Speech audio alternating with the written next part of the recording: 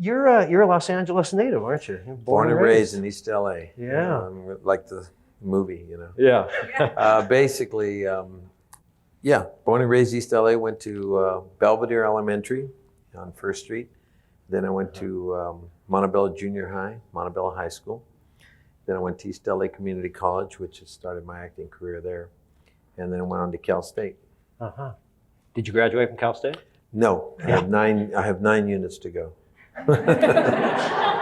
I promised myself I did. But I have 7 doctorates now. So I don't know what I should do about that. What's the point? I don't know. I mean, there's a point. Yeah, oh, that's great. Mm-hmm. And you didn't come from a show business family. Tell me about your family. No, actually, what I it was didn't. like growing up there. East LA does, well, I take that back. I mean, there have been some really strong actors who have come out of that region. But basically the strongest one that at the time I didn't know was Anthony Quinn, till I read his biography. Anthony Quinn had been actually born and raised, born in Chihuahua, but raised in East LA, about 7 blocks from where I was raised. And then in about the late 50s, early 60s is when I found that out. And then I kind of looked at him as a pillar of understanding that it was possible. And but no, my family never did. My father, rest his soul, he died about 7 years ago. Till the day he died, he told me I should get a job, a real one, And that's really a basic. I mean, this business is so much a sense of self-worth. You must have your sense of self-worth at the highest level. And I'm not talking about ego. I'm talking about sense of self-esteem and self-respect and self-worth. And that's what you need. You need to have it at the highest level, because the ability to stand there and get your ego bruised, I mean, over and over and over again, after years and years and years of getting rejected, you might end up having a walk-on, Right. And it's a very interesting, but a very difficult occupation. We were talking earlier, I think it's a privilege to be in this business, in all perspectives, and I still, to this day, I've been in it since I was 17, so now I'm 55, and I know I look good, but it's a joke. But basically, that's really what it's about. It's about understanding it and just going for it over a lifetime. And I've never met anyone that didn't make it, that stayed in it. Only the people who quit are the only ones that I know that didn't make it. And making it is just living your life in it and really supplying yourself to the understanding that, okay, there might be a possibility that you might, end up making money in this occupation. Wouldn't that be nice? That it sometimes is. I mean, it really helps. It helps a lot, But at the same time, that is not what success is. Success is a sense of self-worth. And you must get it in your training and in your understanding of yourself while you're doing it. And you have to walk out of whenever you go for someplace, you have to walk out stronger than when you walked in. And that's really the gift. It's not like walking out going, geez, I wish I wouldn't have done that. That's really tearing yourself apart. You should walk in there prepared. You should always be prepared. I call it luck, okay? When, opportunity meets preparedness, that's luck. So you should always be prepared. And the preparedness comes before you ever get the opportunity. And that's the key. And most people are not prepared to walk into the room in the first place. That's become a theme here from so many of the guests. Sure. Being prepared when that opportunity arises. Yeah. What kind of preparation did you do? Did you study formally? I mean, you said Cal State LA. Yes, I did. I studied formally from my very first teacher. That I have dyslexia, which is I didn't know I had dyslexia until my children were diagnosed with it. And then for my children, Bodie, who's an actor here, was the first one that was actually diagnosed with it, and he was about 4.5, 5 years old when they started to look at him and started to say, "There's something interesting going on here. We can't." But when I was when I was 10, 11, 12 years old, this was in late 50s, early 60s. They had the word, but I don't think that they really knew exactly what it was. Yeah. So I was in my 30s when when they diagnosed Bodie. And Bodhi ended up, I said, well, that kind of happens to me. He says, well, somebody had to give it to him because it's hereditary, okay? Oh, really? And it's passed on. So, you know, it comes in different forms and different degrees. I have a problem with reading. It's so hard for me to read. I blank out, my mind goes down. I mean, I don't need to take a sleeping pill. You know, I've tried. I mean, when I was in school, I used to have to stand up to read my books. To, you know, study, I would have to stand up and walk and pace around when I would be reading something, especially if it was new thought. I'm not talking about, you know, People magazine or something that's easy to read. I'm talking about new thought, trying to go in. It just, your brain just kind of like gets tired, shuts down, boom, you go out. It's like you get hit in the head, you know? I don't know how many, all I have to do is ask, you know, see how many of you does that happen to? All you have to do is just pick up something and start to read it, and boom, you're out like a light bulb, you know? It happens to me. And I didn't know why. And when I was young, I had a choice.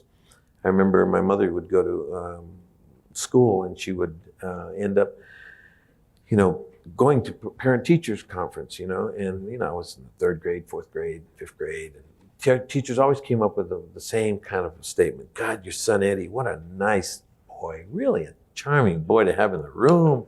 If he only tried a little bit harder, I think he could really, really do some work in here. And my mother would look at them and she'd go, you know, my son tries really hard. I see him at home, he's trying very hard.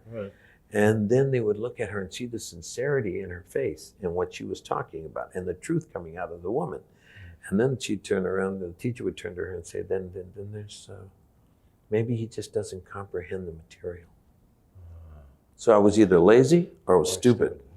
That was my choice. And so, you know, and I used to say to myself, geez, am I dumb? Am I stupid? Do I not really, is it, you know, I just not gifted with a powerful mind?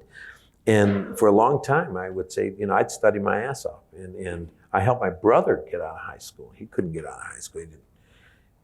He just didn't want to go to high school. He was on his way to jail, and then he ended up going in the Marine Corps because my mother talked him into going, you know, that way instead of to jail. Because he was a tough kid, and it was a tough neighborhood. And but I did his work. So I was doing, you know, senior work because he was 3 years older than I was. I was in 9th grade and he was a senior, and I was doing his homework so he could get out of high school, you know. And so I was like being able to do that. I mean, I felt that I knew something, okay. But my short-term memory is what's hard. My long-term memory, once I got it, you know, it's there. It's there. I mean, one of the things I found out after I was diagnosed with this was that it takes me 5 times longer to learn something than it takes someone that doesn't have this. Okay? So if it takes you a day to learn it, it takes me 5 days. If it takes you a week to learn it, it'll take me 5 weeks to learn it. Okay? The average person that doesn't have this. Fine.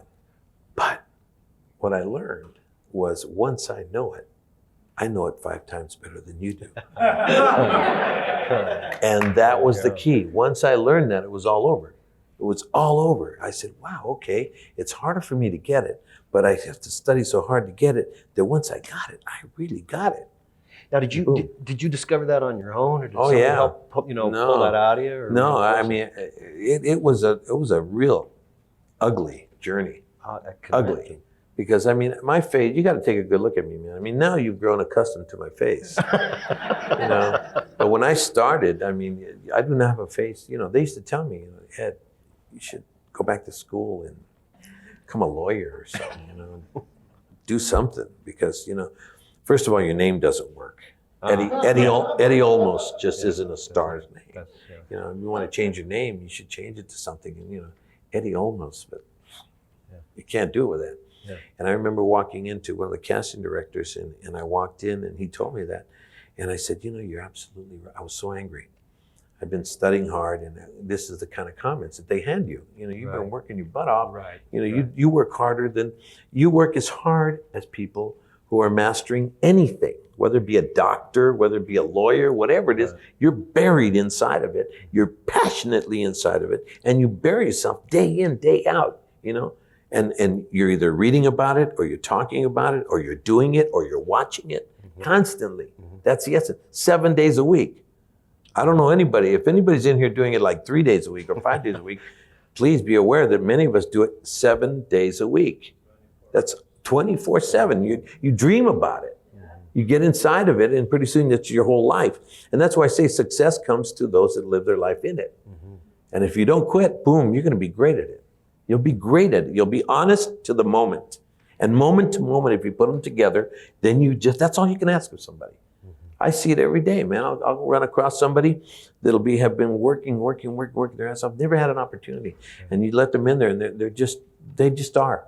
Yeah. They don't even act. They don't do it. When I direct, I put signs on the wall that says no acting allowed. I don't want you to act. I want you to be, period.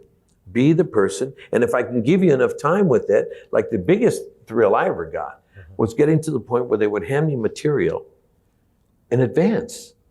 You know, they gave it to me like 2 months. They cast me 2 months in advance. And then you go, wow, I got 2 months to prepare to do this. My goodness, I can actually do research. Not this normal stuff where you go, okay, you're coming in, tomorrow you're in front of the camera, period. You know, and you say, oh, Jesus. Okay, so all night you try to get yourself together because you know you have to have a Bible, you know you have to have a past, you know you have to build your character, you know what you have to do, and they usually don't give you enough time. How can you compete with, Pacino or Hoffman or these guys when, they get advance notice of, 6 months, 7 months in advance. You're going to be doing this next year. Oh, great. Okay, so now if you're really in tuned, that's like you can tell. You can see you can see the work. You can look at De Niro's work today. It's not as strong as it was when he was younger. And the reason is because he just doesn't put the time he used to put into it. He's doing other things, right? And you can see how Pacino is stronger now than he was then. He's like devouring roles. Hoffman doesn't get an opportunity anymore.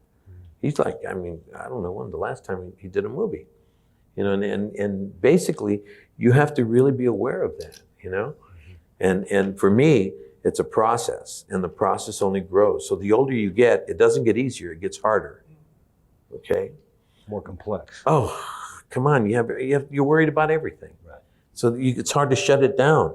It's hard to relax and let yourself become.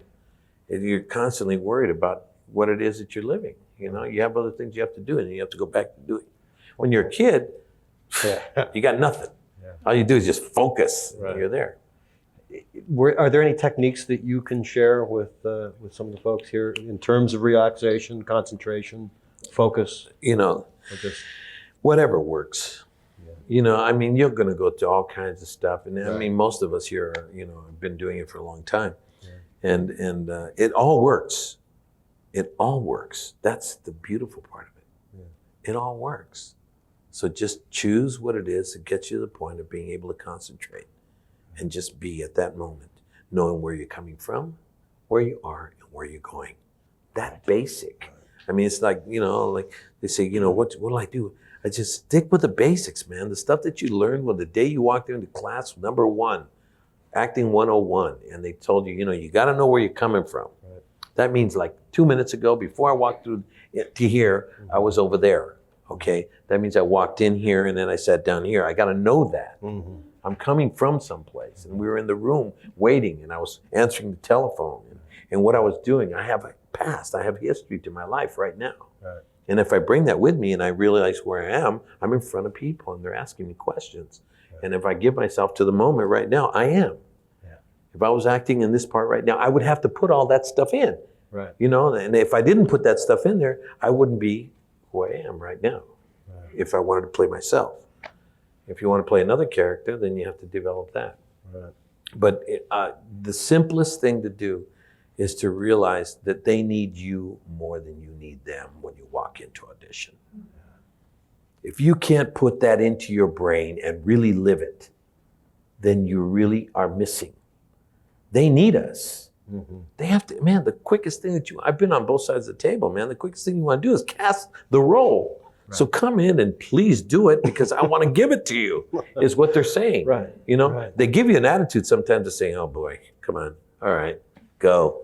Right. It's a casting director who's tired and, they give you no energy and they go, okay, can you do it? Okay, say it again.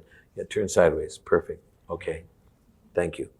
Thank you very much. and you get out. Right. 4 seconds, 5 seconds, a minute and a half. How do you get off in a minute and a half is the question. How do you do that? I do it by way of making sure that when I'm there, I know why I'm there.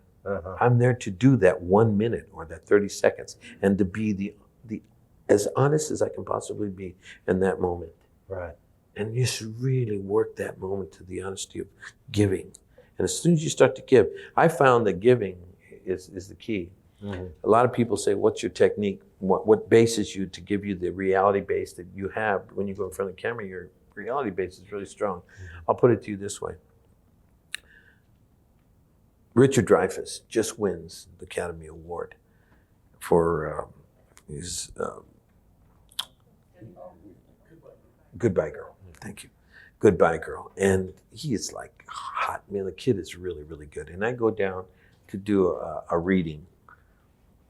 And we're doing a reading at a very fine director's house. And I'm walking through the hallway. I'd never been invited to this kind of a house and this kind of a director. That director's really good. And there's, I didn't know who was going to be there. And I'm being walked in the hall and I'm walking down and, I had the script and I'm walking in.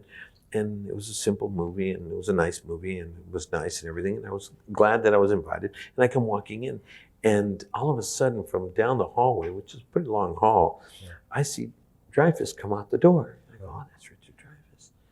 And I had done, this was in the 70s, late 70s. I had done Zoot Suit, okay, and it really was a very strong piece of work. Yes, indeed. And so he saw me and he falls to the ground. He falls to the ground. And then he's going, oh, and I'm looking at him like, oh my goodness. I'm looking at him and I'm saying to myself, oh man, this is too much. And this is Richard Dreyfuss. He's on the ground going, oh my God. He's looking at me going, oh, and body language is everything. Yeah. You know what that means. You know when a person is on hands and knees and down like this, holding his head going, oh. Well, I said, this is too much for me, man. I said, and I laid on the ground. I laid on the ground. I go, Richard. And now I'm lower than him. He's on his knees and he's down like this, but I'm lower than him. Richard, I'm honored to meet you. Oh, no, Eddie. And now he's whispering. Now we're whispering. I'm laying on the ground. He's kneeling on the ground. He's holding his head and goes, just tell me, please. Who do you study with?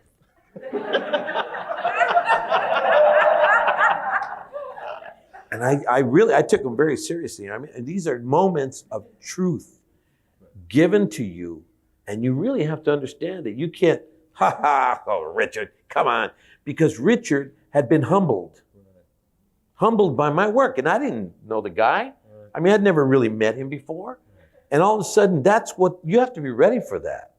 That all of a sudden you're working and then, I was delivering furniture and all of a sudden the next thing I'm doing this part and bing, just broke loose. Like the whole world flipped over. Right. My family. Ready for that, though? You don't. You really have to be really understanding of what got me to the point of being able to do the role. And we're talking about giving, right? I went down lower than Richard.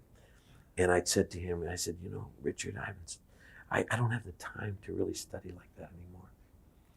I'm 32 years old and I studied my ass off, at the beginning and I wish I did, but I spend so much time in, migrant camps and Indian reservations and colleges and grammar schools and junior highs and high schools and in, prisons. And, I've been doing this since 1972. Here we are in 1980. And I don't have any more time to really for myself that way anymore. And all I did was give. And in the giving, you receive a tremendous amount of strength. And the more I gave, the more I received. I would go in front of a camera after giving myself like I am right now. If I left here right now after doing this, after being in front of all of you, and they put me in front of a camera, I'd be through the rough. because the energy level is just so much, and you're giving. All you do is give and give and give. And I tell my kids, one of them sitting here, I constantly tell them, man, give more than you receive. If you're receiving a lot from me, you better give somebody a lot more than I'm giving you. If you don't, you're going to be off balance. You're not going to be in balance, man. Because, I mean, can you imagine making it in your life right now? Boom, they tell you, oh, you are just the best.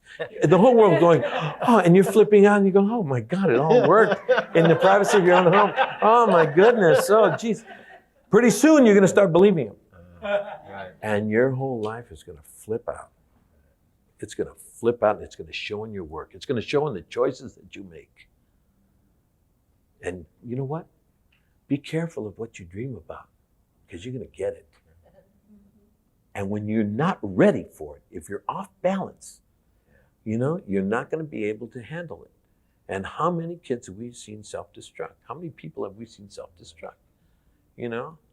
I mean, Jennifer's really going through some tremendous changes right now. J-Lo. I mean, tremendous changes she's going through. And does she really have to go through that, or is she putting herself through that? She's putting herself through that. You know, she could stand over and say, Eddie, why are you criticizing me? I'm not criticizing you, J-Lo. I'm right with you. But do you have to go that route? If you do, then hey, knock yourself out. Have a good life. I hope you're happy. I hope you're all happy. You know, that's all you can do. I mean, you watch it. You watch yourself, because when you least expect it, it happens. I'm telling you, I tell my kids, I said, man, you know, they look at me and say, oh, Dad, you know, I don't know, man. You know, I don't know if I ever gonna make what, you know. I don't know, man. I said, you better be careful, man, because you guys have been studying this stuff, and you guys are really good. And what you don't realize is that you're inside of it. You're inside of it. You get to watch it. So you guys have an objective view of a very, very subjective medium. You guys are outside watching and going, oh, wow. Ooh, okay. You know, they see me create a piece of work that eventually makes it to a certain level of understanding, and they saw the whole process. Right. You know, there's no, you know, they're right there. They literally are helping me. I believe in nepotism. To the highest level. To the highest level. Yeah. If you don't help your own family and your children, what the hell are you doing? Who in the hell is going to help them? Yeah. You know? I mean, literally, I was in families where they wouldn't help them. You know, it's better not to help them. Okay. I think it's actually harder when you get the help. Yeah, why?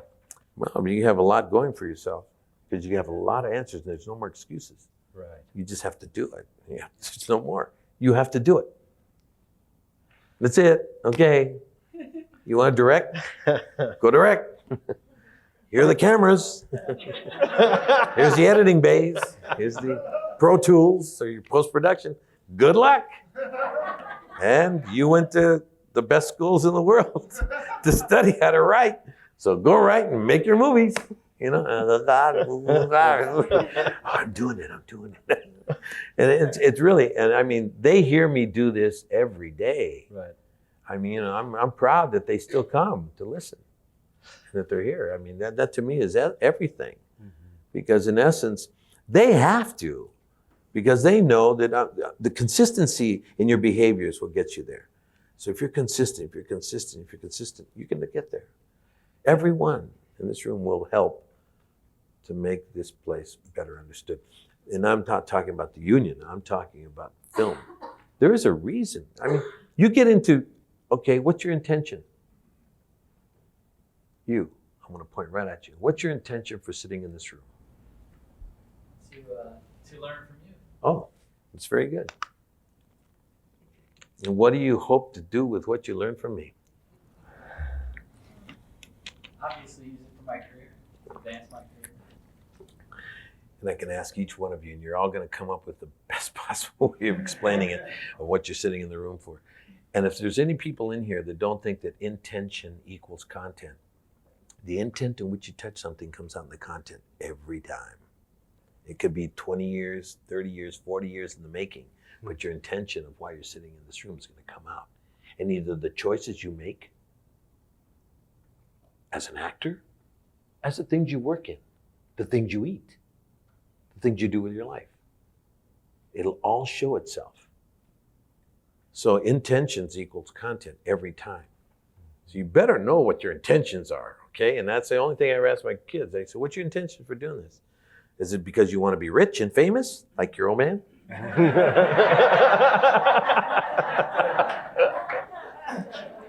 Or like your grandfather? I mean, we go back 3 generations in this family. You know, Howard Keel is the grandfather of the brew. That was your first wife? Yeah. Yes. Howard Keel is, for those of you who don't know, was the president of SAG for a long time. And he's also arguably one of the most talented, baritone singers the world has ever had.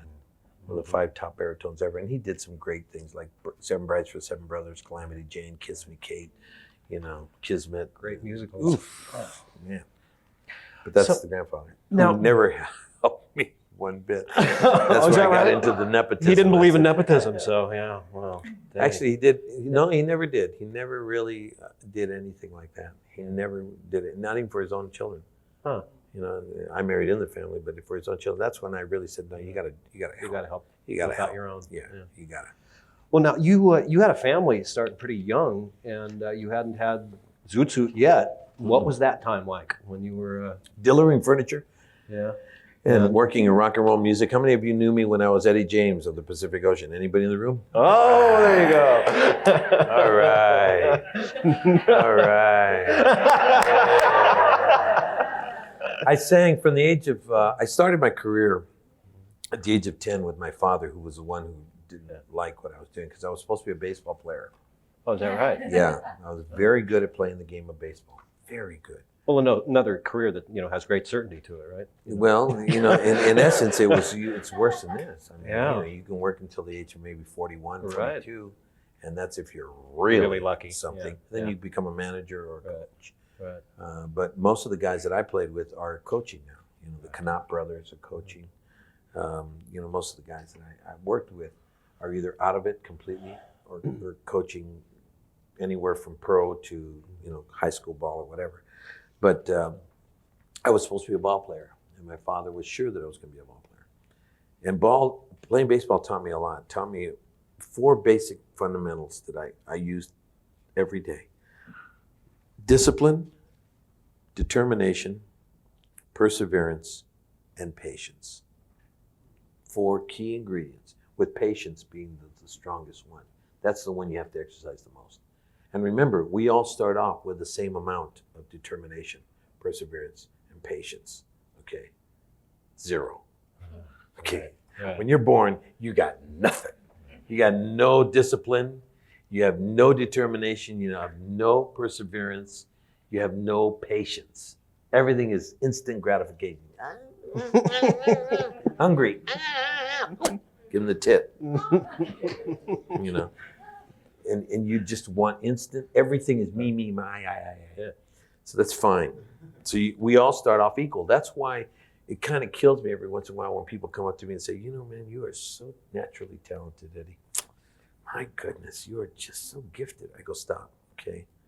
I didn't bust my ass to hear that. Right. Okay. I wish I was naturally talented and gifted. I wish at the age of 1 or 2 I would have come out and said, to be or not to be. The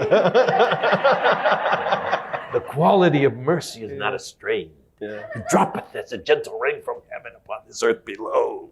If I had said that when I came out of my mother's womb, Yeah. then you say, Natural talent. natural Yeah. talent. That kid is gifted.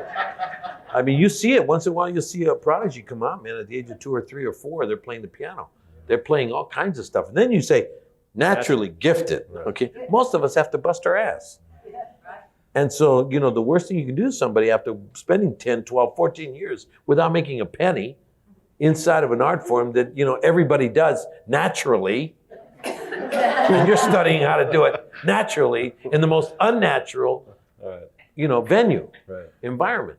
I mean, the most unnatural environment you'll ever be in your life is when they say, okay, everybody, quiet on the set. Damn it! Okay, just relax. You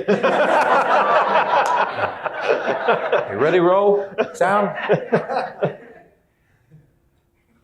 Action. You know, oh, jeez. Shit. And I beg to do this. Yeah. You know, this is like the most unnatural way of behaving you've ever been putting yourself into. And that's the art of it. That's the gift. And that's really the craft, you know. And so, you know, I started at 10, because thanks to my father, dancing. Uh-huh. My mother and my father divorced at the age of 7, I was. And when I was 7, I had every adult in my family would come up to me, and God forbid you should ever do this to your children. They'd come up to me and go, how do you feel, son? The adults, okay, I'm 7 years old. Parents are going, all right? And this is a Latino family, which, divorcing in a Latino family in the 50s, are you kidding me? Yeah. Are you nuts? Yeah, right. Women don't ever divorce their husbands. And, you know, husbands don't ever leave their families. And so all of those values are just gone, right? And my mother, my father went, you know, and I'm glad they did, because they both became stronger people. And they deserved to do that. They deserved both to be happy, and they were both happy in their life. But at that moment, you get every aunt and uncle or anybody coming to you going, how do you feel? Do you feel okay? You want to talk about it? Because you can talk to me about it. What am I going to, you know, at that time, at 7 years old, going, what the hell do I want to talk about? What's happening? Would somebody tell me what's happening? You know, don't ask me how I feel, because I don't feel anything right now. I feel a little bit scared, you know? You know, just, you know, so I grabbed a pair of socks and I started throwing them up in the air. And somebody decided to give me a ball. It was a tennis ball. And so I got a tennis ball, but as long as I was throwing the socks or throwing the ball, you know, they would leave me alone. They'd go, oh, Eddie's playing. He's okay. He's playing. He's entertaining himself, son. You know, they would leave me alone. So I'd just like sit there throwing the ball up. I couldn't catch it, you know, but, and then I'd throw the damn tennis ball up and the tennis ball would fall on the ground and roll like crazy. So I put the socks around the tennis ball so I could throw it up and it would bounce, but it wouldn't like leave Get me. away So, from it. yeah, because I couldn't catch the damn thing. You know, you know, it's like anything else, you know, like saying that, you know, Michael Jordan came out bouncing the basketball. Right. Yeah, right. If he didn't spend his whole damn life on the basketball court, I don't know what he did, okay? You know, it's like the Pope speaking 18 languages. He's a natural. Yeah, right. No, he just didn't read. He didn't watch any television. There you go. That guy who speaks 17, 18 Yeah. languages for Yeah. a reason, Yeah. right? He Yeah. studied his ass off. Yeah. And so, you know, catching this ball, throwing it up in the air, man, they left me alone. So I just play. Pretty soon I started throwing against the wall. And they would leave me alone, and pretty soon I could catch it, and pretty soon I could do, after 3, 4, 5 weeks of this every single day, I could pick it up and throw it back, and I could pick it up and throw it back, and I could do stuff with it. And then the kid next door came over, and I'd throw it to him, and he'd throw it back at me, and I'd miss it, and I'd throw it to him, and he'd catch it, he'd throw it back to me, I'd miss it, he'd throw it to him, and catch it, and he'd throw it back to me, and I'd catch it, and I'd throw it to him, and he'd catch it, and then I'd catch it, and pretty soon, you know, we're catching the ball, right? And then pretty soon that discipline got me through 3, 4, 5, 6, 7 months of human wacko-ness around me, adult behavior that was going crazy. Right. And I just stayed centered in disciplining myself to play this stupid little game. And that stupid little game got me to the point, by the time I was 14 years old, I was catching Eddie Roebuck and Sandy Koufax. Wow. And I was, you know, 1960, and I was 14 years old playing, boom! Yeah. Hey, Sandel's real good. You know, your hands completely torn apart, you know. But I was playing very good ball. I was playing very good ball. I was hitting 800. I won the California State Batting Championship for 3 years in a row. 800, man. They couldn't strike me out. No kidding. Throw it anywhere, I dare you. You put it anywhere. I don't care where it is, man. You know, like that, you know, like, way before Star Wars. Boom, Yeah. boom, boom, boom, boom, boom. You throw the ball at me. You throw it anywhere. Because I played every day. I So played no every fear day. of that ball coming at you. At 90 Nothing, miles man. an hour. By the time I got to playing hardball, Yeah. it was like I had been born to do this. Wow. Because I had disciplined myself to do it. So I knew that discipline and determination, perseverance, and a whole lot of patience, waiting the year, the 2 years of playing it every day, knowing that other kids, especially in Southern California, you can play it every day. That discipline, determination, perseverance, and patience, I saw in 2, 3, 4 years got me, whew, my father was like in Glory. My grandfather was in Glory. Yeah. I mean, the stands were filled with people. Yeah. They'd come and watch us play ball, man. And we were playing at Grant Ray Park in Monterey, here in Montebello. And people would be, a lot of people talking, scouts coming out, 11 years old going, yeah, this kid's really good. You know, hey, yeah, he's good. You know, the year's 59, Right. you know, 58. And, you know, they're looking for us everywhere. They didn't have, you know, they would go out scouting us. And they picked me up. They picked me up right away. I was playing with the Canop brothers, Gary and Bobby Canop, you know, and Bobby ended up the coach of the Angels. And he was really hot. And those guys were like 4 or 5 years older than I was. And I was playing with them on the California Sun League. And we were playing with the Dodgers. The Dodgers in the off season would play in the California Sun League. And I would catch Eddie Roebuck and I would catch Sandy Koufax. And Sandy had just pitched a perfect game the year before against Chicago. And I was 14 years old. Shit, yeah, come on. You know, I was feeling like, you know, like feeling good. Then I went straight into music. Right. I went straight into singing rock and roll. I said, if I can do this in baseball, then watch out. Right. I'm going to sing rock and roll, man. I love music. I love dancing. My father got me into 10 to dance. I used to dance around while we were cleaning is all the dancing I did in Zoot Suit was all stuff that I had learned with my father, cleaning his apartment. He'd put on every Sunday, he'd put on the music, man. We'd start dancing, and he'd be sweeping, and I'd watch him do the mambo, he'd do the cha-cha-cha. I mean, the guy could really swing. He was a swing. He was swinging. He was a pachuco. He was a Zoot Suiter. So when I got the part for Zoot Suit, he went to his closet and he says, because he was used to me, you know, you bring your own makeup, you bring your own wardrobe. Right. He went to the closet and says, here, son. And he pulled out his old Zoot Suit. I said, no, not this time, Dad. They're actually going to give me one. Okay? They're going to make me one. And so that discipline got me into making music. From music, I went into doing theater. I went into doing theater. At 14, I was on the Sunset Strip. I was playing every single night on the Sunset Strip at the old, Roxy, the Pandora's Box. Forget it. Forget that. Oh, no. Shit, Roxy came years later. Pandora's Box. Pandora's Box is where I used to play with the Preston Epps. Preston Epps did bongo rock and all that stuff in the 60s. Okay, we would play in between them. They play 45 minutes, we play 15 minutes. They play 45, we play 15. Okay, at the Pandora's Box, which is right on the corner of Crescent Heights and Sunset. Right there, they used to have like this old building, a house. It was a house. It used to go real cool, man. Everybody was like beatniks. It was a beatnik era. And right down the street was Bob Dylan at the Sea Witch. And then, you know, you'd have like the Byrds were there also. You had Delaney and Bonnie down the street at the Whiskey. You had, you know, Leon Russell. You had all of these great artists. I mean, great artists. And they were like, you know, that's when they were just side musicians. Everybody was just playing to stay alive. Nobody had hit anything. This was early 60s.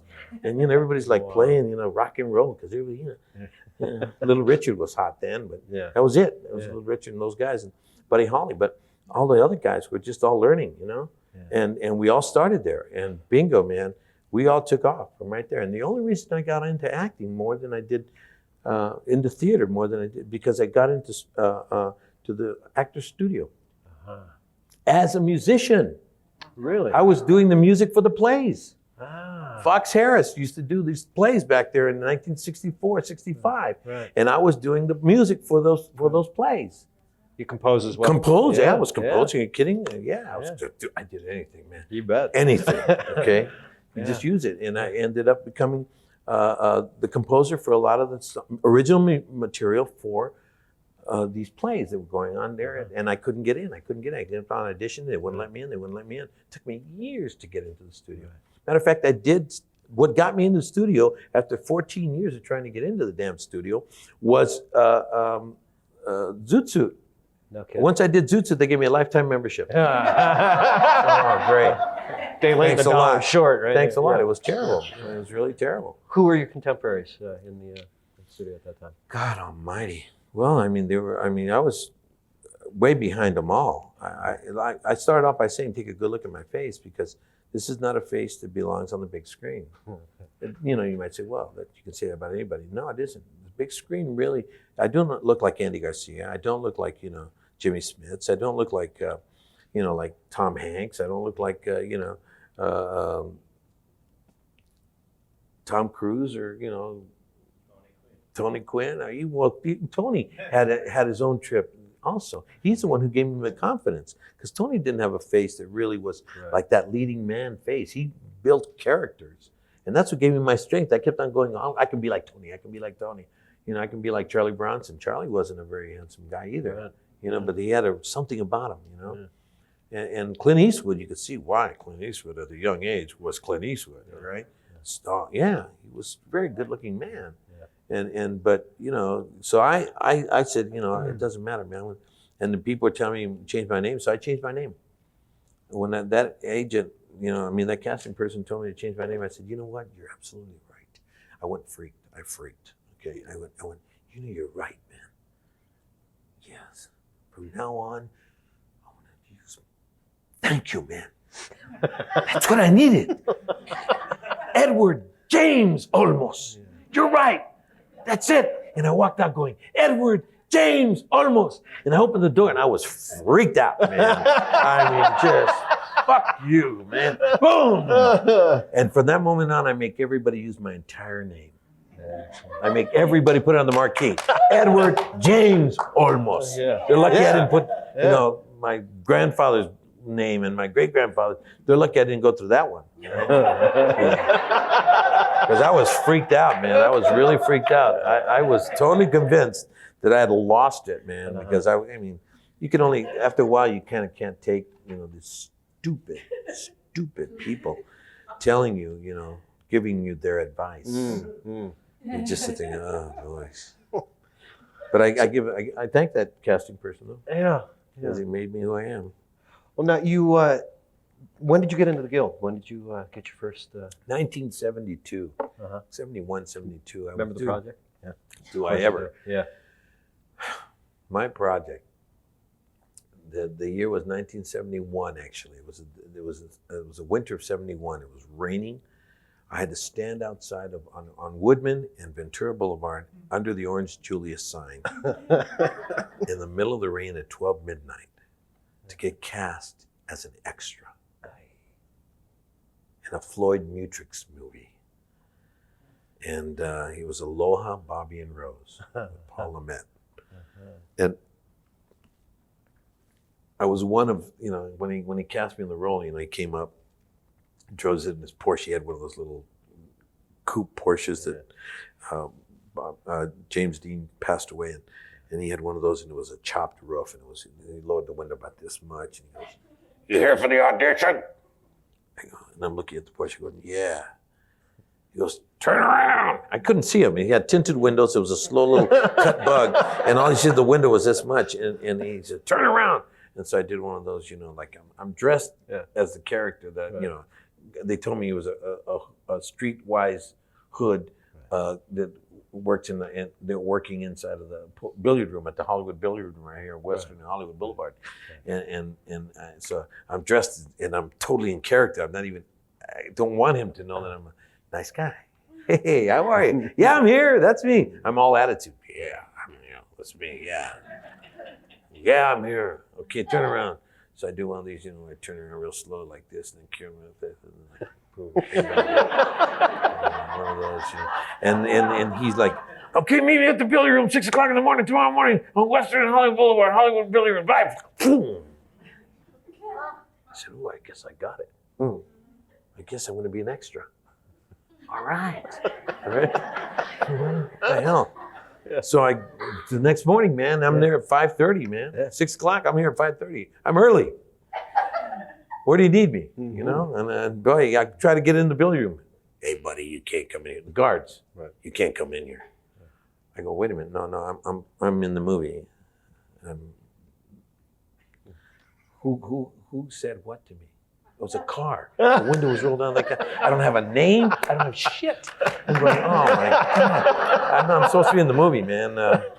Yeah, who told you in the movie? I said, hey, listen, man, the guy that drives the little gray Porsche, okay? Man, they told me to be here at 5:30, man. They're going to get pissed off if I'm not down there, man. Just let me go down there and find out who it was. And hey, you're not coming in here, man. The pool room is closed, okay? And all of a sudden, I see this long-haired, freaky-looking dude with a beard and long hair. And to see down, the stairway walks down, so you have to, like, the roof, you have to look down like this. If you're standing on the floor, unless you walk up to the stairs, to look up, if you're gonna, the roof cuts it off, so you kind of like have to go like this. He leans over and he goes, "Hey, he's okay." I look at the guy and say, "I told you." Shit.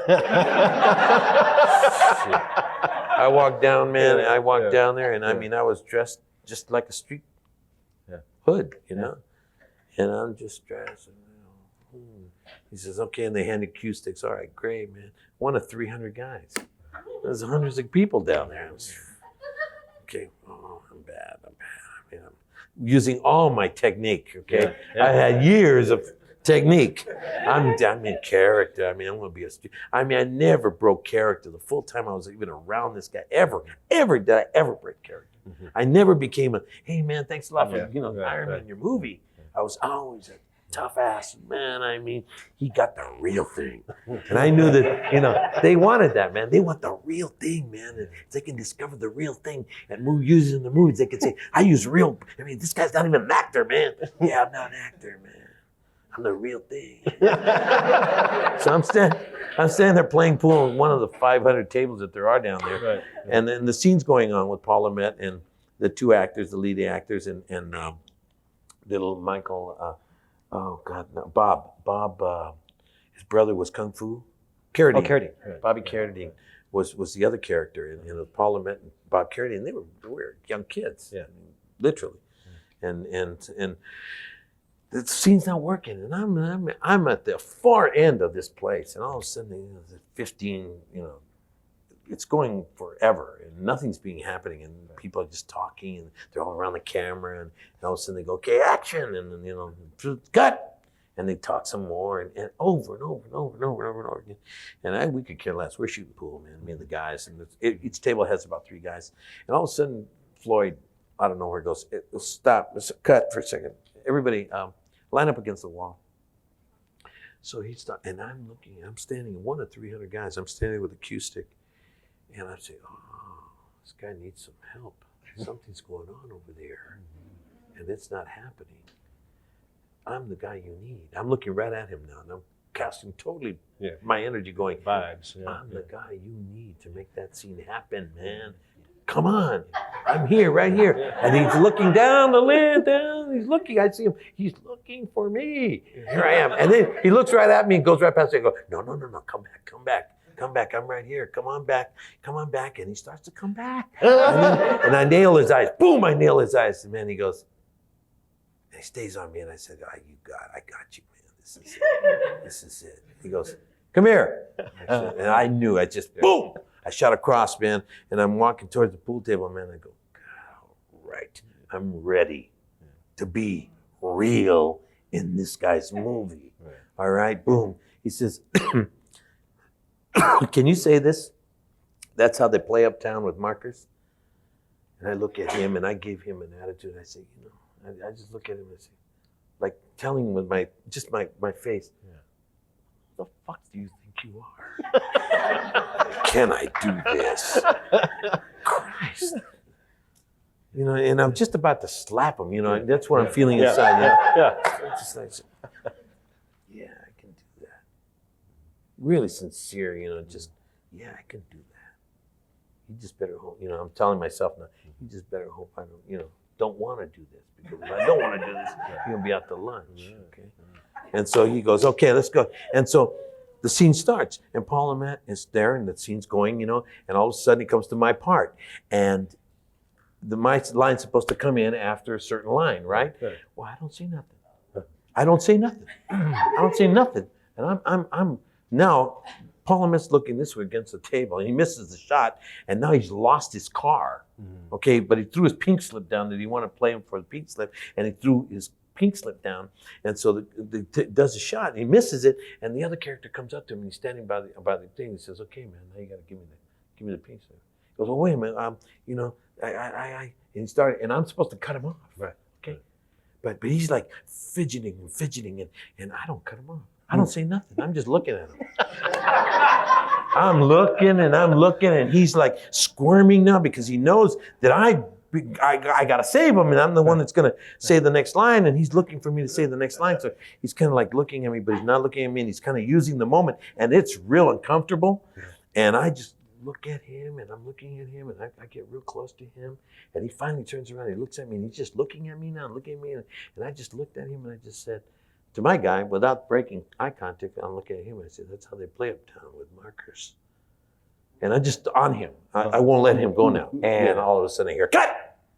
Perfect, now move the camera over here. Boom, and that was it. Wow. I spent 5 weeks on that film, doing a part that was not even written. I would just do whatever I felt like doing. He goes, get on and get in there, man, do whatever you want to do. And I never, ever let him know that I was an actor. Ever did I let him know I was an actor. He thought he had discovered, like, you know, oh yeah, this guy's good, man. This guy's making my movie, you know. That's Floyd Mutrix. That's a great story. Well, that's how I got started. That's how I got my SAG card. Yeah. It's exactly how I got my SAG card. I could not get arrested, man. Yeah. I could not get my SAG card. It was a catch-22, man. You had to have a job before you could get it. Right. You needed a card before you could get a job. How the hell do you get your card? Yeah. How do you get a card? Everyone has a story. Yeah. You know? So then you did a fair amount of guest spots on television shows and things like that, right? First That. television show was Kojak. Yeah. And David Friedkin, may he rest in peace. David was a brilliant director. He wrote The Pawnbroker, and he had written I Spy, and he had done a lot of work. And he was a personal friend of mine because I had known his kids, the Friedkin brothers. And Greg and Tony were real good friends of mine. They still are. I've been friends with them since the early 60s. And they were actors, and Tony is a still photographer, one of the great black and white still photographers in the world today. And Greg's a great actor. And so we were all like pals, and they lived in Beverly Hills. You know, I lived in East LA, so I like visiting my friends. And so I would go over there, and then one day, man, he calls me up and he says, "Hey, son, I got something for you." David, how are you? He goes, "Come on down. I want you to do this role for me." I said, "I'll be right there." I went in there, man. I said, "Oh my God, this is fantastic, man! First time David Friedkin, Kojak. It's a big." Top show. Yeah. I'm in, man. Yeah. That's all I needed was a break. And thank you. Getting into television finally. Yeah. I have years of, experience of how to build a character and make him real. You got to stay real and true to your own self. You to thy own self be true. Do not do something that a director tells you to do or somebody tells you to do that makes you not be true to yourself. Don't. When they tell you, hey, get somebody else. I ain't going there. I can't go there because that's not real to me. Right. It's not true to me, and it's going to be, I'll be acting. I can't do this for myself. And that's a big choice. That's really, when you finally get a job, I mean, they're going to offer it to you and you go, oh, geez, you can't do the job that I'm asking you to do. That's why you go to casting. I love to go to casting because I'm auditioning the director. I'm auditioning the people who are asking me the questions, Who are you? You know what I mean? And I'll do the role, okay? Give me an example of how you see the role. Because the last thing you want to do is get on the set and all of a sudden they tell you to do something really stupid and you're going, oh my God, if I would have known you were going to tell me to do it like that, I would have never gotten on this role. Are you kidding me? I'd rather wait. Than to be looking like an idiot up here, man. Because I can't do what you're asking me because it's stupid. You're asking me to do something that's stupid. Okay? And a lot of people say, oh, but I know. Yeah, well, it's not your face on the damn screen. Right. So I go there and David's very, very, very relaxed. He's an experienced pro. The guy's done everything under the sun. And we start the scene, and it's a very simple scene. I'm a Puerto Rican in a Puerto Rican bar. It's my bar, and I'm cleaning the top, and in walks Kojak, and I don't know who he is. And he walks in, and he says, hey, man, you see that guy over there? You ever seen him in here before? And I'm supposed to look over there, and I'm supposed to say, no, I've never seen him. He's not a regular. Okay, thanks a lot. That's the scene, period. That simple. Right. Eddie, David, thank you. I can handle this. Okay, ready, everybody? Okay. Action. Okay, I'm cleaning the top, and then I grab my bottles and I'm cleaning the glasses and stuff, and I watch Kojak. He sits around and he looks at me. Without even looking at me, he just goes, hey, And he's now looking over here. He goes, "You ever seen that guy before?" And I'm washing glasses. And I don't know who the fuck you are, mister. And I could care less about who you are. I'm thinking to myself, right? I don't care who you are, and I don't care what the hell. This is my bar, man. Who the hell are you to walk in and say, I'm thinking this, not saying a word. But I'm just into it. And he just, all of a sudden, he's just standing there looking at me, and looking at me, and looking at me. And he just goes to the director, he goes, and all of a sudden, David goes, cut. Eddie, come here. Did you forget your line? I said, no, David, I didn't forget my line, but who is this guy? Oh. No, I said, who is this? I mean, he comes in, it's my bar. I mean, he's talking, who is he? Why would I even look up to look at him? Are you kidding me? He's walking into a Puerto Rican neighborhood in a Puerto Rican bar, dressed like the way he is with his hat on and lollipop in his tongue. He's asking me a question. Blah! Get away from me. You want to order something, I might give you a drink if I like your face. If I like your face. This is my bar, man. Right. So, and David goes, oh, okay. So he walks over to Kojak, Telly Savalas, and Telly goes, oh, Christ. A prima donna. And he heads out the door. Oh boy. He headed out the door. Pew! I was going to go, David, I'm sorry. He goes, no, don't worry. You're right. Don't worry about it. And he walks an hour later. An hour. We shut down the set for an hour. And I'm sitting there going, oh man, my first time up. David's directing this. And he's in there with the damn, Telly Savalas. And Telly's like calling me a prima donna my first time up. Oh my God, what a miserable life I'm leading here. Oh my God, how did I do this to my friend? I couldn't have done this to my friend. I mean, Jesus, I'm just feeling so bad, man. I'm just sitting there, and of course, all the crew is like, they don't want to look at me. They don't want to talk to me. Nobody's doing anything, and they, and they just went away. They just got away from me. And I'm standing by myself now, behind my bar, just waiting there, going, okay, Jesus, an hour, man. An hour is a long time, man. You're talking about eating up thousands of dollars, man. Thousands of dollars, and I know this, man. I'm sitting going, damn. And all of a sudden, David comes in and goes, okay, Eddie. We're set. Just go ahead and do it now. I said, is everything okay? He says, just go ahead. Don't worry. And kindest man you ever want to meet. He gets behind the and he goes, action. In walks Telly. And now Telly is pissed off. He is so pissed off. And he comes in, and he goes, hey. And he looks right at me and he waits to catch my eye. And I catch him and he pulls out his badge. He goes, fuzzy wuzzy, baby.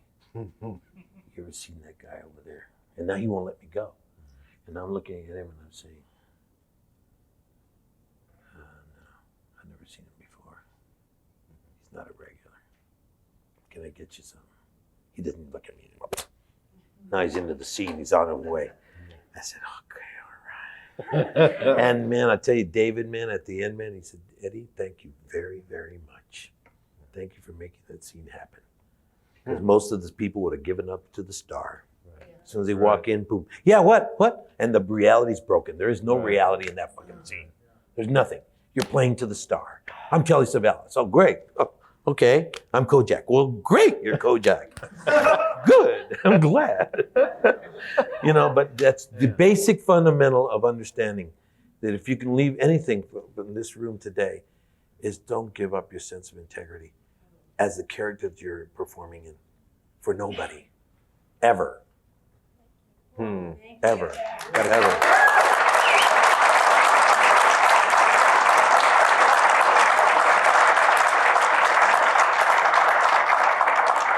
But you better make sure you're prepared because the outcome is a pain in the ass. Yeah. The outcome could be very destructive. Yeah. You could be, I have a terrible reputation. Yeah. I have a terrible reputation in this business. I am hard to work with. Yeah, but you deliver. Hey, I'm not hard to work with people like Bob Young and all these great directors that end up saying to me, Edward, thank you so much for doing this. I mean, I can't thank you enough. I mean, I would have never been able to get to this level of understanding of this character. Thank you for doing your homework. Thank you for developing this character and making it much more than I mean, this is fantastic. Instead of, you get guys that especially in television. Television is very quick. We're doing American Family right now. And we're doing approximately 13 pages a day. Wow. That's a lot of pages. That's like you're sitting there going, oh, Jesus. And I mean, it's long monologues. I mean, with the advent of tape, you're doing almost like you do Playhouse Theater. Yeah. In the old Pasadena Playhouse Theater on television, you used to, do, full scenes, just straight through. Yeah. It was live TV. And here we are, and we're doing a tape, which is 45 to 50 minutes long. So they do takes at 11, 12 minutes at a time, straight through, and it's great. Yeah. It's great. Yeah. For an actor, it's great. But it's hard. It's a lot of dialogue. 7, 8 pages of dialogue straight through, I feel like you're on a soap opera. Listen, before we go to the members' questions, I'd like to ask you just to talk a little bit about Miami Vice and how you got that role and what that was like. That was quite a period of time. That is going to Miami Vice. These are stories the Kojak stories I've spoken before, and the Miami Vice stories I've spoken before to fellow actors, and there's a reason for it because there really are what I consider to be the fruits of the labor. Right. You really do have, and each one of you will have your stories, and you have to share them. You have to share them. If you start sharing your stories, I mean, just go to high schools, go to junior highs, and start telling kids, hey man, this is a great profession. I've been doing it a long time, and I'm going to keep on doing it. And granted, you don't know who I am, but it's okay. Right. I'm just here to tell you that there's more to life than being rich and famous. Right. And it's to live a life that is great and to understand yourself in this life. That's really the essence of it. In Miami Vice was very, very, very interesting. I had just finished doing the Ballad of Gregorio Cortez. How many of you saw that film? Ballad of Gregorio Cortez. Okay. The Ballad of Gregorio Cortez is arguably one of the finest Westerns ever made in the history of Westerns in the United States of America. It changed the course of really the usage of film. How did that happen? The United States Historical Society was fighting a vicious fight between dramatic film and documented film. Dramatic film is fictionalized situations that put into dramatic form. Documentaries are documented behavior of the human spirit, okay? Somebody can write a book, historically do their research, and it's historically accurate, and they'll present the book as a historical document of the time and the period, okay? They'll do that. But you get a documentary, and they might consider it, depending on who makes it, whether they allow it to be, quote unquote, a documented piece of work. But dramatic film can never be. Warren Beatty tried to get Reds to become a historically accurate piece of work because it was historically accurate. He had done his research and he had used real life interviews with the people who were around, John Reed during the time when the revolution and all this stuff that was going on in the writing of the Reds, the movie Reds. But he couldn't do it. Along comes the Ballad of Gregorio Cortez in 1982. We finished it in 81, and it was released in 82. And in 1982, the United States Historical Society proclaimed that to be the first and only dramatic film that was historically accurate. And it broke the barrier between dramatic form and historical accuracy. The very first film that they allowed to be known in that way. And it was a big, big issue, man. It was a big thing. And if you see the movie, you'll understand. It looks like a documentary, but it isn't. It's a dramatic piece of work. Every single scene is written, and it feels like it's, but it's 1901, so you immediately know. I was walking around with that under my arms, walking from city to city, playing it for free for thousands of people. For free, I would play it, okay? And just to get a word of mouth behind this little picture that nobody wanted. And right at that time, this was 83 and 84, and all of a sudden I get a phone call. I'm dirt poor. I mean, can't even afford to put there's holes in my roof. I'm driving a 1969 Volkswagen. I'm delivering furniture. I've done Zoot Suit. I could take some major pieces. I took a couple of major pieces, Wolfen, and then I did Blade Runner, and then I did the Ballad of Gregorio Cortez, and I did Zoot Suit, the movie. And for Zoot Suit the movie, I got $5,000 to put that film on film. Goodness. That's all I got. $5,000 they paid us. You know, it's like I performed for $250 a week, performing it on stage. Yikes. Okay, after 14 years of doing it for free, they finally get my first paycheck at the theater, and that's for $250 a week to do Zoot Suit, which was a big, unbelievable hit. Yeah. They were making millions. They bought the theater. Yeah. Mark Taper ended up buying the Aquarius Theater with that play. They were making millions and millions of dollars. They were giving us $250 a week. That was my pay. When I went to New York, they gave me $2,000 a week. And everybody's going, whoa, 2,000. 2,000, man, in New York, that's blah. Yeah. I had to live in Jersey. Right. Yeah. I couldn't afford to live in New York, in Manhattan. Not for that. You'd spend every penny you had. I had 3 kids at that time already, man. You know, it was crazy. And so ended up, I'm walking around with this, and I get a phone call from Michael Mann. Bling! And I'm doing my own cabinets. I'm trying to like sandpaper my cabinets, so at least the house would look somewhat, you know, just so run down. So I'm stripping my cabinets, and oh boy, it's taking me months. I'm into like the 7th, 8th month of doing this, and you know, little inches of staining every day, and my wife is going crazy. The house is destroyed. And I'm sitting there, and the phone's ringing, and I pick up the phone and I go, hello, and he goes, yeah, this is Michael Mann. Hi, Michael. Listen, I'm producing a thing right now, and I really need your help. I'd really like you to come down and be a part of my show. And he offers me $25,000 and round trip first class ticket and guaranteed, you know, 18 shows because they had shot 4. Right. Okay. And 25,000 times 18. I said, son of a gun, my God, that's over $500,000. And I'm listening to them and I'm going, Jesus. I go, I said, Michael,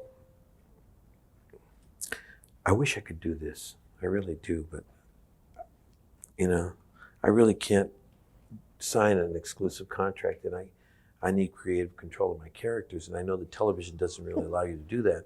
So, you know, I mean, Steve Bochco had called me for Hill Street Blues and asked me to be a regular on Hill Street, but I told Steven the same thing in 1980. I really wish I could work with you, but I know that I can't get locked into, first, an exclusive contract, which is what all that television will offer you, and a creative control of my character. And you're creating this, and you got it, and I would love to help you, but at this time in my life, I'd rather do the stand and delivers that need to be made, and I'd rather, you know, sacrifice myself to doing that. I didn't say sacrifice myself to Bochco, but I did say it to Michael Mann. I'd rather walk around the country doing this for free, you know. And I hang up the telephone. Well, my wife heard the phone call. Oh. Man, very important. She comes walking in, she goes, you might want to go in and talk to your son. And I was shaking, you know, I had done it. I hung up on $25,000 a week job. Right. Guaranteed 18 episodes, guaranteed. Right. It's a lot of money, man. I didn't have anything. I had nothing, man. We had nothing. And then, boom, I hung up the telephone. And my wife comes in. She was so angry. She goes, you might want to go in and talk to your son. And I go, what's the matter? Because I hadn't even thought of them. Hadn't thought of them. I had not thought of them. Had I thought of them, I might have made a different decision. Yeah. But I was thinking about myself. You might want to go in and talk to your son.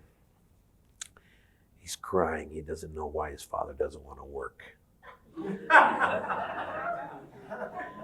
Yikes. Mm-hmm. Yeah. I walked into the room, and you know, my son was cleaning his eyes, and, you know, like trying not to, you know, show any weakness.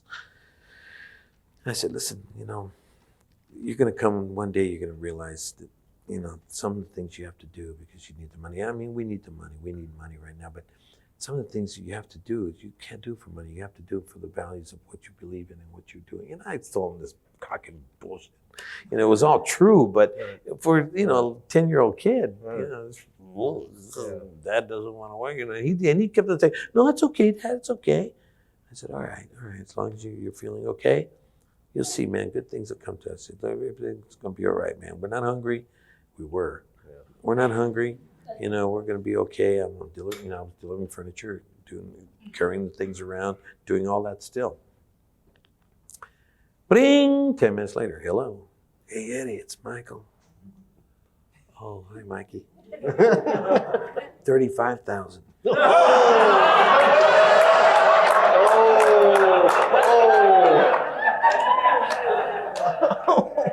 I said, Mikey, I really wish that I could do this, I said, trust me when I tell you. And I was really being sincere now, very honest. I said, please understand this. I would love to be able to help you, but I cannot sign an exclusive contract. As soon as I sign an exclusive contract, I know that one of the movies that I've been working so hard to try to get off the ground that nobody wants to make, like Stand and Deliver, right. Which I picked up in 1983, and this is 1984, and I'm trying to make the movie, and I can't make the movie because nobody wants to do a movie about a school teacher who, helps kids take a test twice. Right. Okay? Not too high concept. All right? I'm saying, shh. And I'm saying, and I'm walking around with I had the ballot. Right. I had the ballot. So you know what, Mikey? I'm sorry. I'm going to tell you right now, I wish I could help you, but I can't sign an exclusive contract, and I need creative control. And I really love you and I hope you'll hire me on your program. As a guest star lead, hire me. I'll be there in a second. You want to hire me tomorrow? Yeah. He goes, no, I need somebody to fill the spot because Gregory Sierra, he wants off the show. And it was a good reason why he went off the show. and Gregory told him, kill me.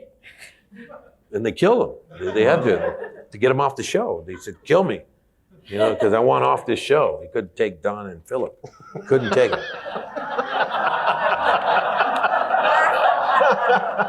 Truth. And so, I said, thank you very much, Mikey, and I hung up the phone. Boom. By this time, nobody's in the kitchen. Nobody, my wife, they're all gone. Everybody's locked away, and right. To them, doing my cabinets and taking out my frustration, and I'm feeling really like I'm blowing it. Right. Okay, I'm going, God darn it! And all of a sudden, bling, bling, bling. Hello, Eddie. 40,000.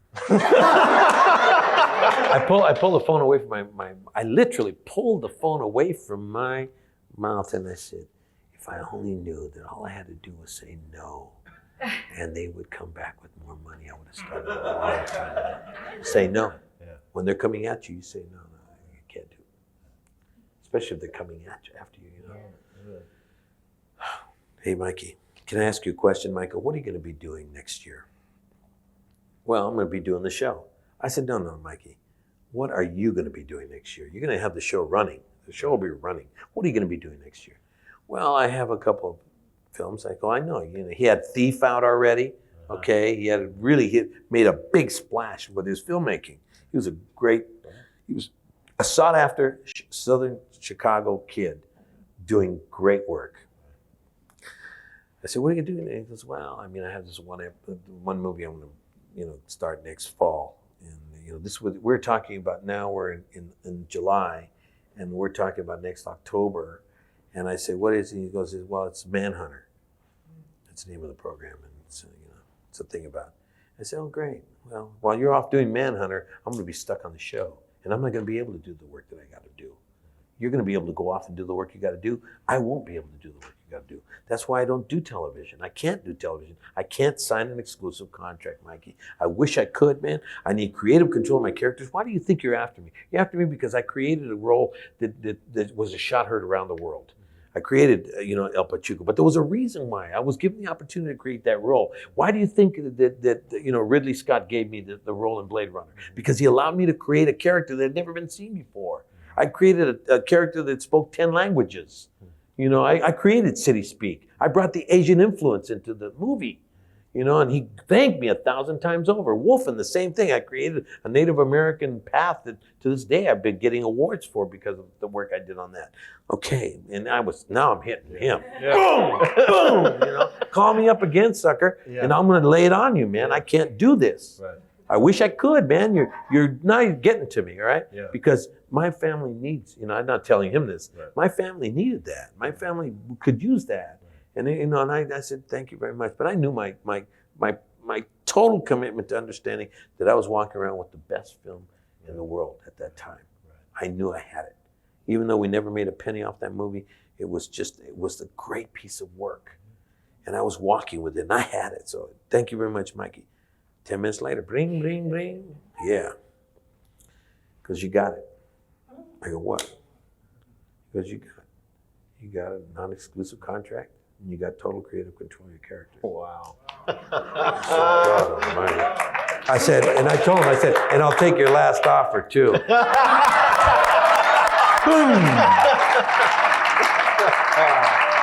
I went off to do Miami Vice. And I did it for a really good paycheck. More money than my father ever made in his entire lifetime I made the first year. Wow. More money than my father worked 52 years of his life. Never made that much money in his life. And I made it in 1 year with one foul swoop. Just $1 million. Yeah. He loved it. I mean, he was really so proud. Even though on the deathbed, he told me to get a job. First day of shooting. What can I tell you? First day of shooting is always an experience, okay? And I'm talking about an experience that honestly, when it comes your way, God bless you, okay? Because now I wanted creative control of my character and I got it. I got creative control of my character and I got to be in front of the camera and they've hired me at 4:30 in the afternoon on Wednesday, Thursday morning, 8 o'clock, I'm in front of the cameras. The next day, I take the red eye at 10:30 at night to get to Florida at 6:30, 7 o'clock in the morning, get off, get my bags. I go straight to wardrobe, and wardrobe is sitting there going, well, you know, and I'm developing the character as I'm sitting on the plane going, what the hell am I gonna do? And I'm reading the thing I saw, they sent me over the tape of the pilot. And, you know, I'm watching these guys, it's like Starsky and Hutch. Right. You know, it's the same thing. You know, the guys that they're so cool, they're so suave, they're so everything. They're dismissing everybody. In the first episode, they dismissed the FBI, the governor of the state, the mayor, and the chief of police. First episode, they're dismissing people left and right. How do you dismiss somebody? It's easy, man. You're in front of the camera, okay? The camera's on you, all right? And you're there, and then they cut to the other person. And you know they're going to cut to the other person because the other person is talking, going, now listen to me, Crockett. Now, if I tell you to do this is the way it's going to be done. And you just look at, and when the character's not looking, you just look at your partner and you go. Right. You just dismiss that character. Everybody in the audience is going, oh man, they have their own feeling, they have their own groove, and you know, they're cool, they're so cool. Well, they had dismissed everybody, and I said, well, first of all, this show sucks. I said, this is like an updated Starsky and Hutch thing. This is not gonna work. This is not gonna work. I mean, what am I doing here? I mean, what am I doing? I was totally freaked out, man. I was going, God, Miami Vice. Edward James Olmos on Miami Vice? Doesn't fit, you know? Right. Oh my God, what did I do? You know, my family was so happy. I mean, they were packing their bags. Here you go. Get out of here. Yeah. We'll be right there. Yeah. They were ready to rock. You know, I was the one that's shaking in my boots now. And I'm on the plane, and so I said, okay. I'm a ninja warrior. I'm totally samurai, but from the ninja side, which is the dark side. The ninja is like they're the cockroach of that whole understanding because they're dirty. Yeah. They're really scum. The ninja is the person who like stabs you in the back. He'll like any way he can kill you. They get you. Well, you're dead. Okay, he's a ninja, but he's really comes from samurai. Yeah. Samurai is like the ultimate in guardian of whatever the values are of whoever you're protecting. because the samurai were the ones who protected the kings and the emperors. Right. They give themselves a community, 7 samurais, like the ultimate in understanding. And I knew the 7 samurai, the Kurosawa, and I said, okay, I'm a samurai, but I'm really ninja. So I can hide in a little box. You can't see me. I'd be in the room with you and you can't see me. Right. That's how bad these guys are. They're really bad. Right. So I said, okay, and then, plus I'm a little bit of a Jesuit priest. I said, now that's a good combination. Okay, samurai, Jesuit, ninja. Man, okay. So I get off the plane coming off with that. All right, that's my homework. All right, now I'm like constantly thinking about, what is a ninja, what is a samurai, what is a Jesuit priest inside of this situation. I'm coming and I'm building making choices that will be forever, because you're going in front of the cameras and they're going to film it. And that's it. That was your choice. And now you're going to have to connect all the dots all the way for 18 performances, 18 hours that the people are going to study you. And they're going to be looking at you every week. All right. And they go, shit. That's about not getting enough time to do anything. All right. And so I get off the plane and I'm shaky. I didn't sleep. I was just like freaked out. And I'm going and I'm saying, oh man. And in the episode I come in, it's the episode where I actually walk into my place. And I walk in and their guy got killed. Their lieutenant got killed. And I'm the new lieutenant coming into Miami Vice on that scene. So I said, okay. So I get to the set, and the wardrobe says, oh, we have some really beautiful, Giorgio Armani. We have some things that are given to us by Versace, and we're and I said, excuse me, man, can you just go and get me a black suit? Get me like the kind you wash and wear, black suit. Just give me a black suit, a small thin tie, and you can get me any color you want on the shirts, but make them the wash and wear, that I can just wash them and hang them up wet and they look pressed when they're finished. Okay, something very basic. And I'm angry. I'm hurt. I'm going through problems because I'm scared. And then the people, oh, excuse me, but we have a dress code on this show. I said, oh, I know you do. I know you do. I said, can you do me a favor and just go ahead? And oh, by the way, would you get me I want some wrestling shoes. I want black wrestling shoes. And they go, wrestling shoes? I said, yes, I want black wrestling shoes. I want black suit that I can wash and wear, and I want shirts. I want just button-down shirts with a black thin tie and a little thin belt, black. And they're going black on black. And well, we can't use red or tan or brown on this show, okay? I go, great, don't give me red, brown, or tan. Yeah. Don't give me any earth tones in. I got it. Give me anything you want, but you make sure that they're wash and wear button-down short sleeve shirts, okay? And you make sure that this suit is a wash and wear suit. And I want it washed. I want you to wash the suit. And I want it to be, and now we're doing this quickly. Yeah. And I'm saying, okay, you got 6:35, 6:40, it's 7 o'clock. You got an hour and a half to get your act together, okay? If I'm getting my act together, you got to get your act together, and this is what we need. Boom, they started to work. They came in with a suit that it looked like it had been washed. I don't know what they had done to it. It looked like it had been washed. I put it on, and it fit, and it was all right. I was a perfect 44. Boom, I put it on, everything fit, okay. And now I go in front of the cameras, and the first scene is at the side of a river, and Don is there, and Philip, and it's the killing of Don's girlfriend from high school, who's killed and died, and was shot 5 times in the back of the head with a .25 caliber, and she's laying on the thing, and he's pissed off, he's going crazy, and the scene is all kinds of dialogue between me and them. And I get my pencil and I'm going, and I start taking shit out. I mean, I just start to take shit out. I said, I don't have to say this. I don't have to say this. I'm not touching them. They can ask any question they want to. I don't care. I'm not saying that. I'm not saying this. I'm not saying this. I'm not saying that. And so I get there and we start. And the scene was supposed to go a certain direction. And of course, I turn around and I look at the guys on the river, and he comes up to me, and I find this little thing on the ground, and I'm picking it, I'm looking at it, and I'm looking at it. I found this thing, and it was just something that was not even there. It wasn't even a prop. It was nothing. It was something that was actually on the ground. There was nothing to do with anything, but it was like, I found it. Okay, I don't know what this is, right? And I'm paying attention to that, and all of a sudden, Don comes over to me and he says, "This is part of the da-da-da," like the Colombo group of some cartel from Colombia bullshit thing. This is the way they kill people. And I look at him, and I'm looking at him, and I said, don't be too sure about that. And I stop. And he's like sitting there going, and then his partner, Philip, comes by and picks him up and goes, and he just like pulls him out of the way, and he looks at me, and he's looking at him, and he just drags him away. And the director goes, cut! And goes, are you gonna, this? I said, no, I'm not gonna say any of that. I want to do exactly what I just did right now. And everybody went, oh. Excuse me, right?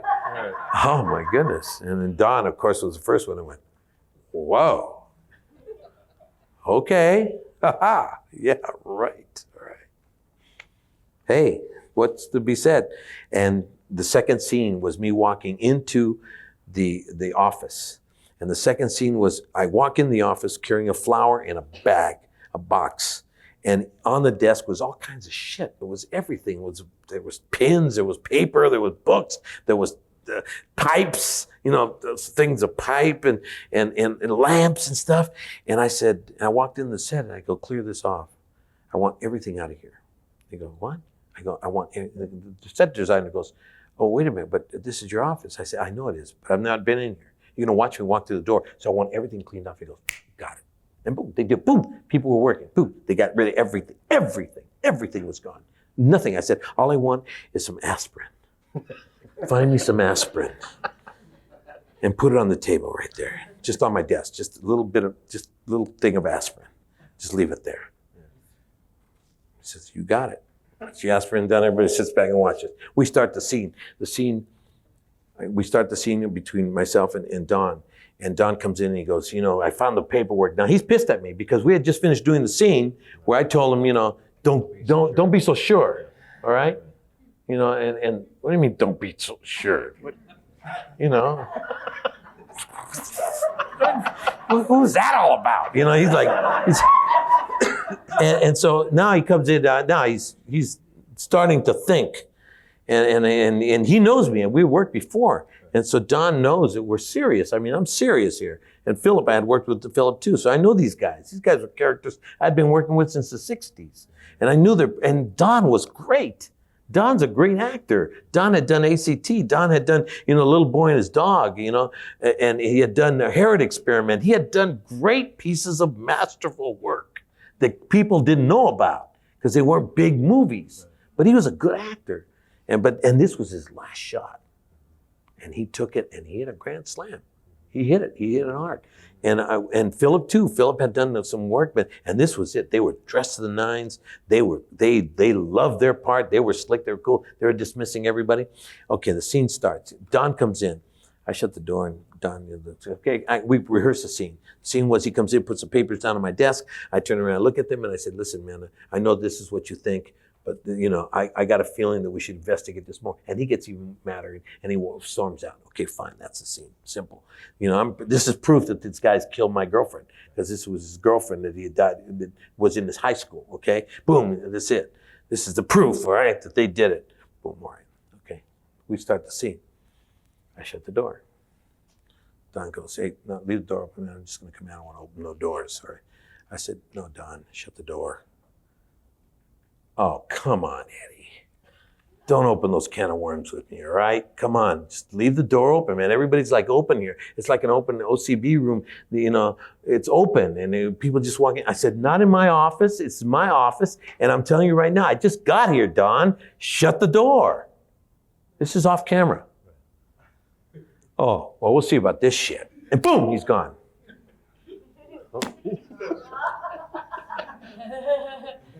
An hour.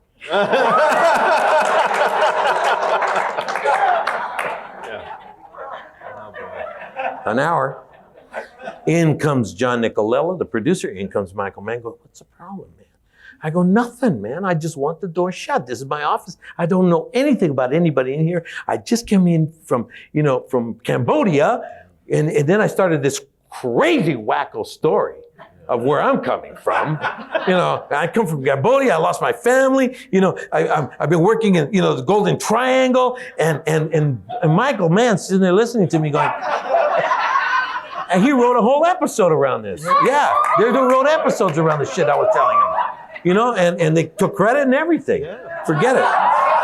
And I'm like, and this is what I'm doing. And I want my door shut, let him come in and start the scene, man. What's wrong with him? What is wrong with him? I'm trying to help you guys here. I'm trying to help. I came down here to help you, Michael. Now I'm creating this thing, and it's, I don't know what else to tell you. I need the door shut. He leaves, like I said, man, an hour took place, man. He comes in, he says, all right, we're gone.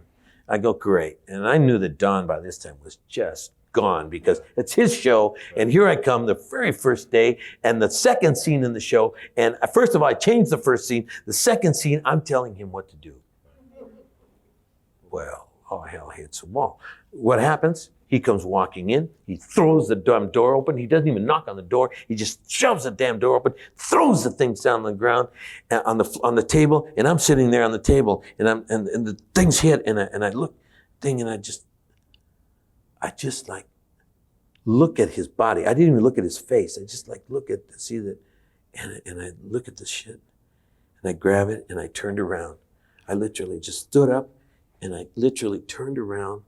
And I was facing the wall, and I was reading it, and he starts into his shit. He starts into his dialogue. And I finish reading, and he finishes his dialogue. And beat, beat, beat, beat, beat, beat, beat, beat, beat, beat, beat, beat. I get to about here, and I said, and I don't even look at him, because I'm pissed at the lack of respect that he had for me. And I just say, you know what? Don't be too sure about this stuff. And I throw it down. I don't look at him. And he storms out. I never looked at the guy for 9 episodes. I never looked at him again. Ever. You watch any of the beginning 9 episodes. I never smiled on the show, and I never looked at him again. I refused to give him he could never dismiss me. They could never dismiss me. Because when those characters came into play, I wouldn't even look at them. I'd sit down and I'd look at the wall. I was known for having my back to them, looking at a blank wall like this. I swear to you, look at the old episodes. And I never smiled at the guys. I never looked at them. And at about the 6th or 7th show, Don would come in, the directors would go, is this what you're going to do? I said, yeah, that's what I'm going to do. He goes, okay. and then Don would make it a joke and say, don't worry, man, he doesn't even look at us. And for the first 5 or 6, 7 shows, they didn't even know how to edit it. Right. Because they're so used to editing when people talk. Yeah, but how could they talk? I was facing the wall. They had to learn how to remove the wall, okay, and put the camera there. And then when they would do that, I would turn away from the camera. Like the camera would be here, and then I'd turn away from the camera and I'd answer it this way. So they moved the camera over here, and then I'd stay looking at the wall. So they had a choice of editing. Either way, you were not going to get me on camera. You were not going to see my face.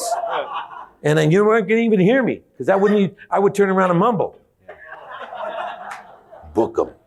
I was getting paid more money I spoke less than any other person that's ever been on television for the kind of money I got. Good thing they didn't pay by the word. And let me tell you something, the fan mail started to come in.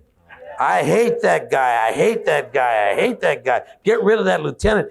I don't like him at all. Who in the hell? Just ruining the show. But people every night, man, every time, every Friday night, they would be sitting everywhere. And every time I come on, they'd turn up the television to try to hear what I'd say. And I'd say, well, this is working. That's the truth. That's great. And I'll tell you, crazy stories, man. Wow. So courage is the other landmark there, I think here. All right, let's go. It's not about courage, man. Let's get back to really realizing what I'm saying. I said it in Kojak, and I said it in this. You have to make your choices. And if you don't believe in your choices, then you know what? You better stop what you're doing. And then you say, well, God, if I'm trying to blend in, if I'm trying to do what they want, you just lost it. What they want is they don't know what they want. And when they do know what they want, they'll know enough to let you develop it yourself. Because that's your job. Your job is to create the character and not to make them something that can't be understood. That's not the idea. The idea is to make them honest and real and be honest to the moment, period. Just stay true to the moment. That's all. Moment to moment, just stay true to it. And know where you're coming from, where you are, and where your character's going. Whether it be like 2 minutes before or 10 years ago. The longer you can think about it, the longer you can draw into understanding where you're coming from, the stronger your character is. If you can give them birth, if you can give your character birth, if you have enough time to go from birth.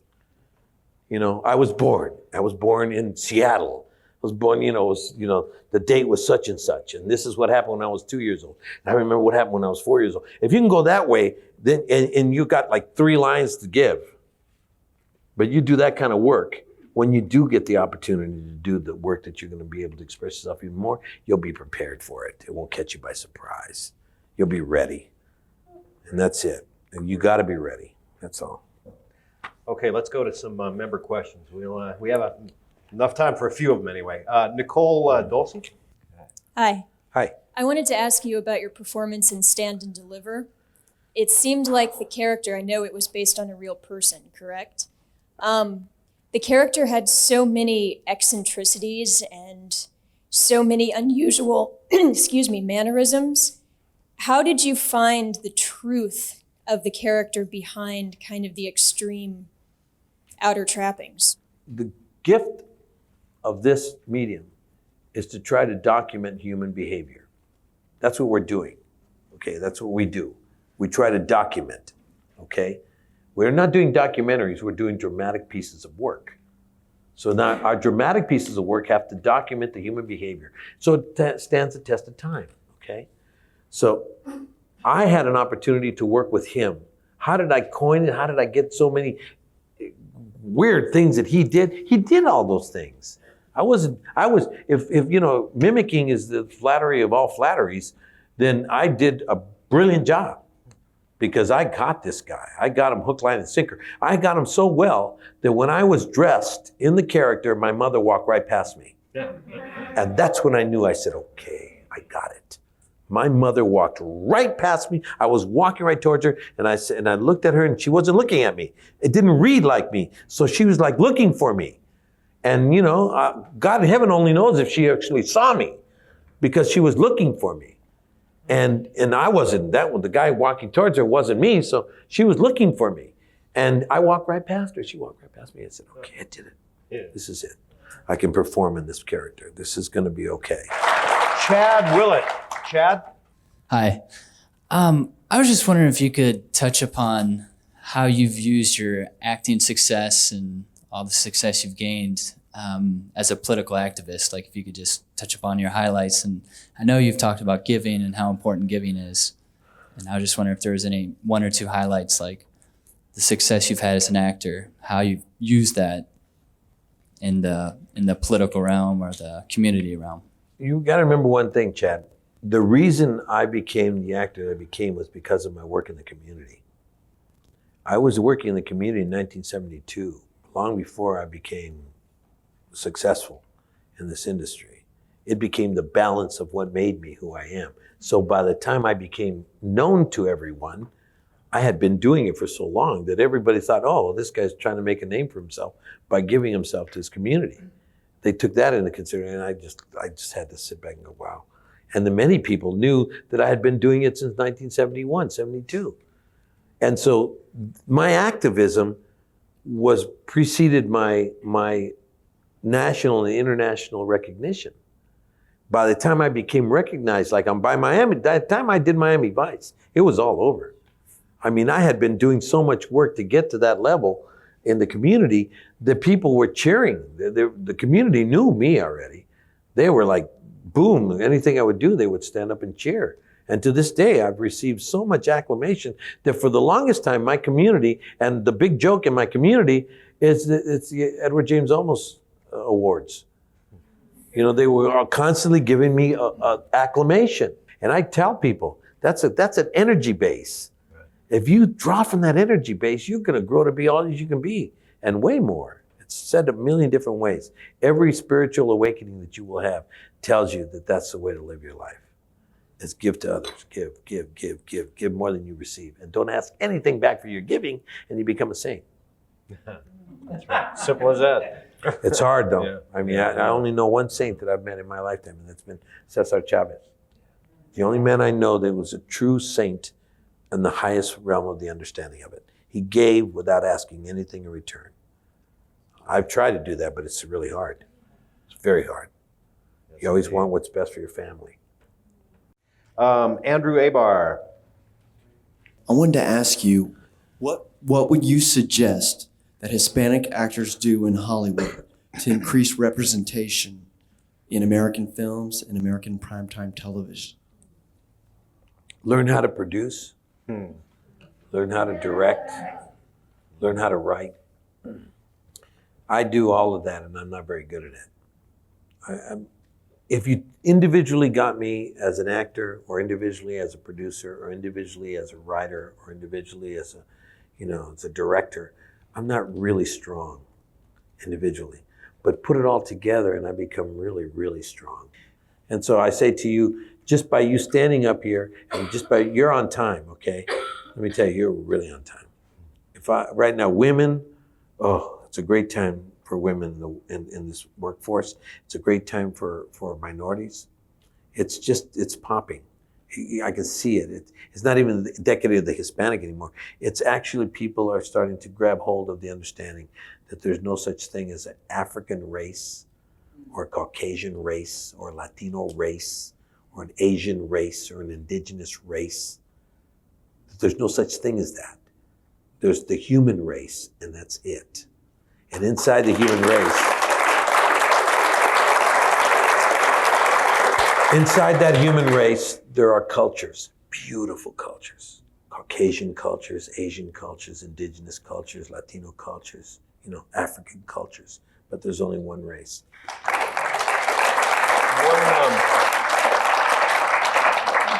1992, I don't think anybody who was here can forget the image of the riots in their second day and you going out there and sweeping up and picking up a shovel. And it meant so much to so many people. I know myself and many other people were moved to get out there and to try to do something by that. What was going on in your mind when that happened?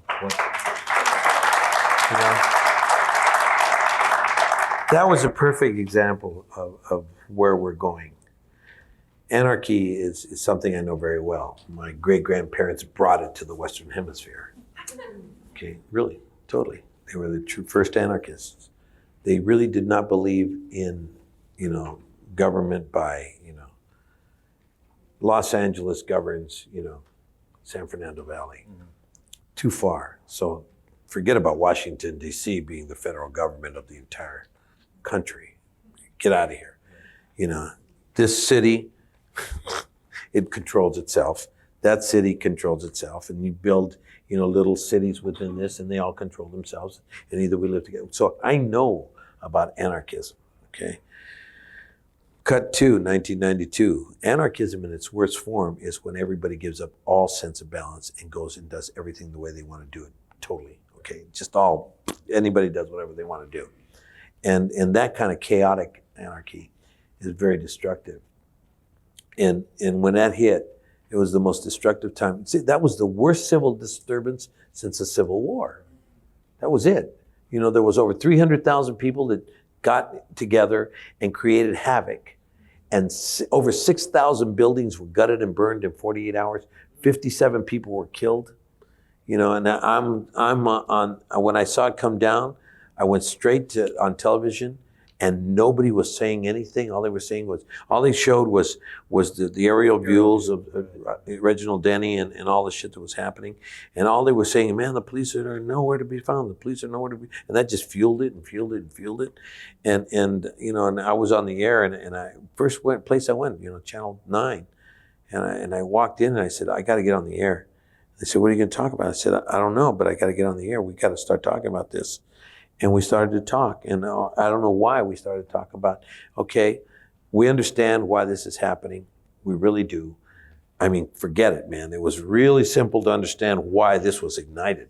I mean, the racial tension was high. It's always been high, and this just exploded it. And after Latasha Harlan's case, where the young African-American girl, 15 years old, walks into an Asian-American market and steals a $1.37 of orange juice, drinks it, and then doesn't pay for it and walking out, and the lady gets pissed at her. She's 75, 80 years old, Korean woman, and she turns around and she says, you got it. She starts hollering at this little girl, and the little girl's tough and she's street and she doesn't care, and she just didn't have the money. She didn't care if she did have the money. She goes back and she puts the carton there on the table, on the thing, and she turns around to walk out, and this old woman picks out a gun and she shoots her right in the back of the head, kills her dead right there. And this woman goes in front of a judge, and the judge turns around and finds her not guilty of anything, okay? Because she was scared, and it was just, you felt for everybody. You knew. And then Reginald Denny, I mean,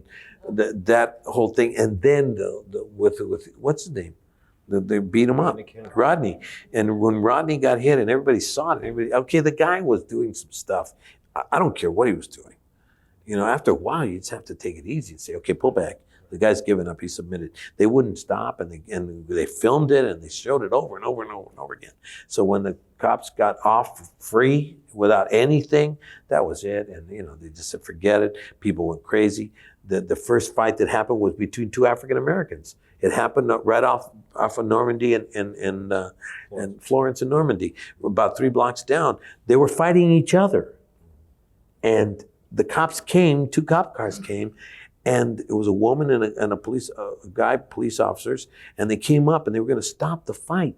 And for some reason, when they came up, the people were so pissed at the cops that they started hollering at them, and they retreated. They called for help, and somebody at the home base said, get out of there, thinking because they knew that this had happened in Sunland, that they had released those cops, that they knew to just get out of there. So when they backed up and got out of there, the people that were there went crazy and said, yeah! Then they went right on the corner of Jefferson and Normandy, and they hit the liquor store. And the liquor store was owned by an African-American man. They hit it, and they hit it hard, and then they just got, and then the news covered it, and it exploded and ignited, and then all anarchy broke loose. And at that moment, nobody was doing anything, nobody.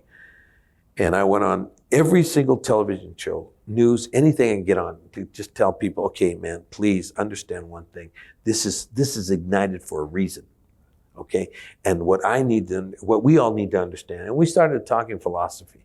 And we started talking, really just, it was nothing, because the people who were really doing the damage weren't watching TV. Right. And those that were at home were going, well, the guy's got a point, but that was great. There wasn't stopping anything. Right. So by the end of the second night, everybody thought that, it says in the aftermath, they came on clean. There was no aftermath. This was in the heart of the second day. After the first night, when they finished fighting, everybody thought when daybreak broke loose that it was going to stop. Everybody was sure knew that once daylight came, that they were going to stop looting, they were going to stop burning and killing each other, and it didn't. And the police were nowhere to be found. They couldn't. Too many people they didn't have a police force strong enough. And so Thursday night, the governor of the state declared martial law, and said at 5:30 in the morning, at daybreak tomorrow, which is Friday morning, in the heat of all of this killing and everybody going nuts, they ended up calling a martial law, and they were going to kill everybody that was on the street, just like they did at Kent State. Curfew. There was no second day. It was Wednesday into Thursday. Thursday night they declared it. Friday morning they were going to start killing people. They were going to, just like Kent State, anybody on the street, you're dead. Okay, that's what they told everybody. And I said, oh my God. I said, this is crazy. This is it. I mean, this is it. They're just going to start shooting people, and that's it. And the people who are out on the street don't know that they're going to start shooting them because they're looting. Nobody's, I was telling people, please, now that you've gotten everything that you wanted, go back to your houses and stay inside, okay, And if you feel guilty, little this one, Take it to the local church and drop off whatever you got and take it back over there. I can't tell you how that resounded amongst people. People, after the Friday, they started taking the stuff. People said, the churches started to get all kinds of stuff given back as people started to feel guilty. And they call it, they said, nothing will happen to you. Just return it to a local church and leave it there. And no, I mean, the 60% of the people who were there doing this were Latino. 60%. So there was like, oh shit, we're dominating this one. This is terrible. And it was all over. I mean, the reason they didn't go into Beverly Hills, there was a blockade. Just like the cars were parked, people with rifles, they blocked the roads. Right on Wilshire. Right there. Boom. They were all, I mean, there was a war. The Koreans on top of the stores all the way down, Adams, all of the Western, all of those streets that were burning. Hollywood Boulevard was burning.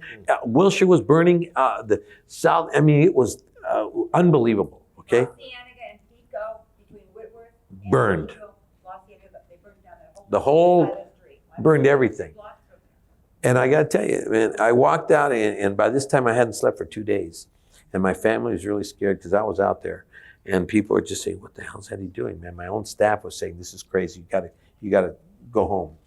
And so I walked to I remember walking, I had just tried to save a boy's life that was shot in the head on Sunset and by Western. And he was shot. I was going to Channel 5 and where I was leaving Channel 7. And he flew out in front of us, about a quarter of a mile in front of us. I saw him slide across the street. I went to give him some mouth-to-mouth resuscitation. And as I went over there, I put my hand underneath his head and it was like eggshell. And I pulled my hand out like this and I just like stood up and I was crying and it was just ugly. His whole brains were shot out. And his partner was like screaming at the top of his lungs, what are you doing here, actor boy? Oh, actor boy? What are you doing here, actor boy? This is real, actor boy. What are you doing? And screaming at me. I said, oh my God, this guy's going to kill me. And I said, oh boy, I saw this. And I got in the car. I went to Channel 5 and I was broke down in front of the camera. And I just couldn't take it anymore. I didn't know what to say anymore. And I walked off this thing and I said, listen, I'm just going to go get a broom and go clean the AME church. I didn't know what to do. I grabbed the broom and I went to the AME church parking lot and started cleaning. And you know what they told me? You should get out of here. You should go home. I said, wow. They came out angry. I was here, just to try to get out. Because they were going to have a meeting in the morning with Jesse Jackson and they didn't want any more trouble or anything. And I said, you guys have 80 families here, Latino families in here. I just came by to say thank you. He said, well, you should go home. So I just started sweeping away from the church, and I walked down to Adams and Western, and I walked down Adams to Western, and I was also sweeping.